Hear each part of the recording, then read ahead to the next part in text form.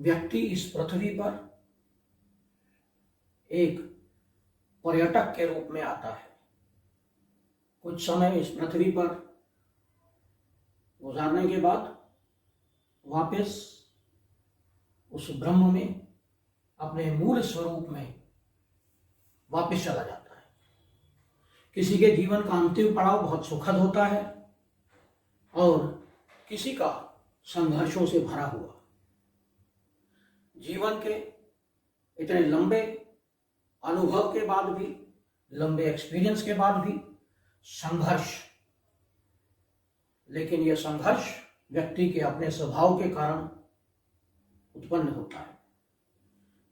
कोई हर हाल में आनंद लेना जानता है और कोई आनंद की स्थिति में भी गलतियां ढूंढता है।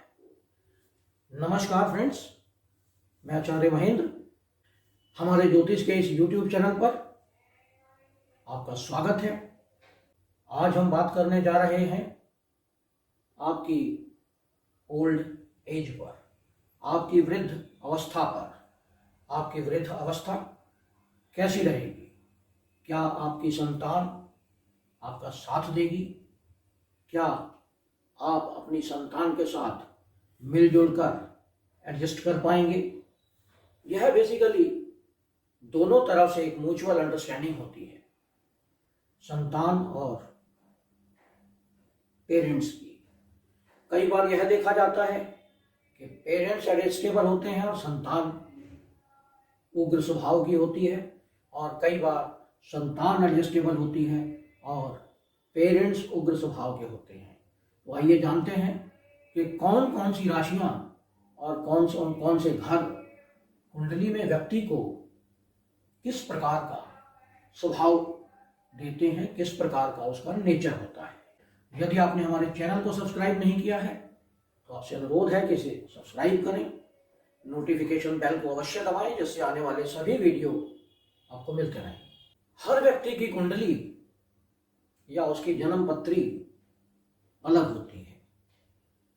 कुंडली में कुल मिलाकर 12 राशियां हैं, 12 घर हैं और 7 ग्रह हैं।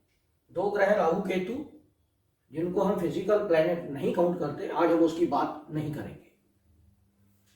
यदि आपकी कुंडली में लग्न में या चंद्र लगन में,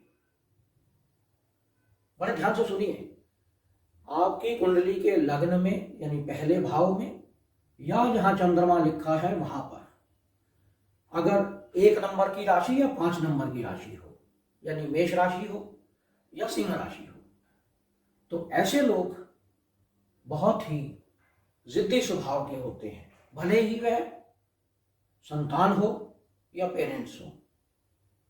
और अगर पेरेंट्स जिद्दी स्वभाव के हैं तो निश्चित रूप से उन्हें एडजस्ट करने में प्रॉब्लम आती है। आप अपनी संतान की कुंडली में भी यह चेक कर सकते हैं कि प्रॉब्लम किस तरफ से है, और उसके हिसाब से आप उसे मोल्ड कर सकते हैं, उसे समझ सकते हैं। यदि आपकी कुंडली के लग्न में या चंद्र लगन में 2 नंबर, 3 नंबर, 4 नंबर, 8 नंबर या 9 नंबर लिखा हो, फिर से सुनिए, यदि आपके लग्न में या जहां चंद्रमा लिखा है वहां पर 2, 3, 4, 8 या 9 नंबर, यानी वृषभ, मिथुन, कर्क, वृश्चिक या धनु राशि लिखी हो, इनमें से कोई एक नंबर जरूर लिखा होगा, तो ऐसे लोग थोड़े से सुलझे हुए होते हैं, मॉडरेट स्वभाव होता है इनका। कभी कभी एडजस्ट करते हैं, कभी कभी एडामेंट हो जाते हैं, जिद्दी हो जाते हैं। तो ऐसे लोगों को बहुत ज्यादा समस्याएं नहीं आती, एडजस्ट कर लेते हैं, सिचुएशन के हिसाब से अपने आप को ढाल लेते हैं। और अगर यदि आपके लग्न में या चंद्र लगन में 6 नंबर, 7 नंबर, 10 नंबर, 11 नंबर या 12 नंबर लिखा हो, यानी कन्या राशि, तुला राशि, मकर राशि, कुंभ राशि या मीन राशि हो वहां पर, तो ऐसे लोग अक्सर देखा जाता है कि किसी भी हाल में अपने आप को इजीली ढाल लेते हैं। संतान हो या पेरेंट्स हो, दोनों एडजस्ट करने में कभी भी पीछे नहीं हटते। यदि पेरेंट्स की और संतान की दोनों की कुंडली में ऐसी ग्रहों की स्थिति हो या ऐसी राशियों की स्थिति हो तो ऐसे लोगों का घर ही स्वर्ग बनता है।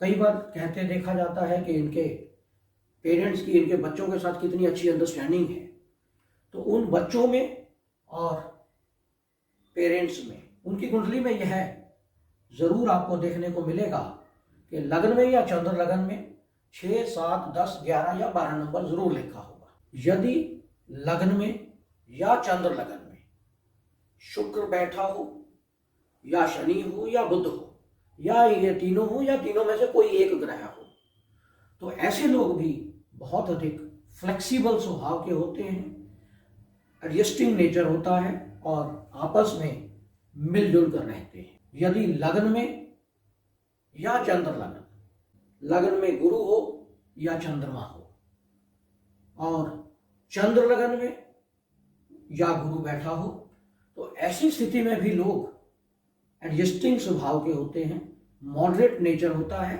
सिचुएशन के हिसाब से अपने आप को एडजस्ट कर लेते हैं और ऐसे लोगों को जीवन में कोई समस्या नहीं आती।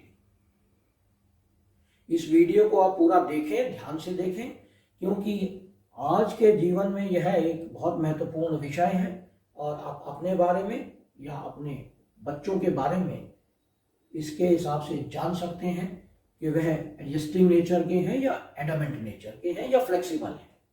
यदि लग्न में या चंद्र राशि में जहाँ चंद्रमा लिखा है वहाँ पर सूर्य हो या मंगल हो या दोनों, तो ऐसे लोग बहुत ही अधिक जिद्दी स्वभाव के होते हैं, किसी भी हालात में एडजस्ट करना नहीं चाहते, अपनी बातें दूसरे पर थोपना चाहते हैं और वह चाहते हैं कि प्रत्येक व्यक्ति इनके कंट्रोल में रहे, सामने वाले को दबा के रखना चाहते हैं, अपने कमांड दूसरों पर थोपना चाहते हैं। तो ऐसे लोगों को ही ओल्ड एज में समस्याओं का सामना करना पड़ता है, क्योंकि इनके जिद्दी स्वभाव के कारण कई बार इनकी संतान इनसे दूर रहने लगती है। यदि लग्न भाव का स्वामी या चंद्र राशि का स्वामी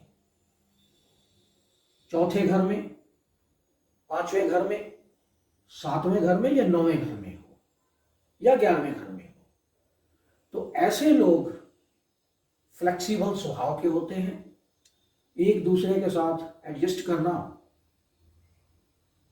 इन्हें अच्छा लगता है, कभी किसी प्रकार की इनको कोई समस्या नहीं होती, हर हाल में खुश रहना, प्रसन्न रहना और दूसरों को भी प्रसन्न रखने का यह प्रयास करते हैं।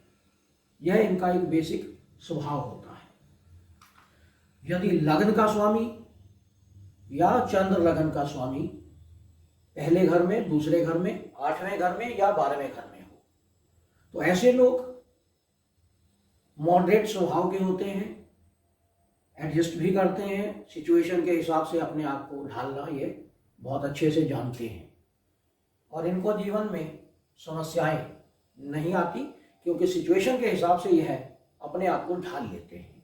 यदि लग्न या चंद्र लग्न का स्वामी तीसरे, छठे या 10वें घर में हो, तो ऐसे लोग जिद्दी स्वभाव के होते हैं, एडमेंट होते हैं, दूसरे की बात नहीं सुनते हैं और ऐसे ही लोगों को जीवन में एडजस्ट करने में समस्याएं आती हैं।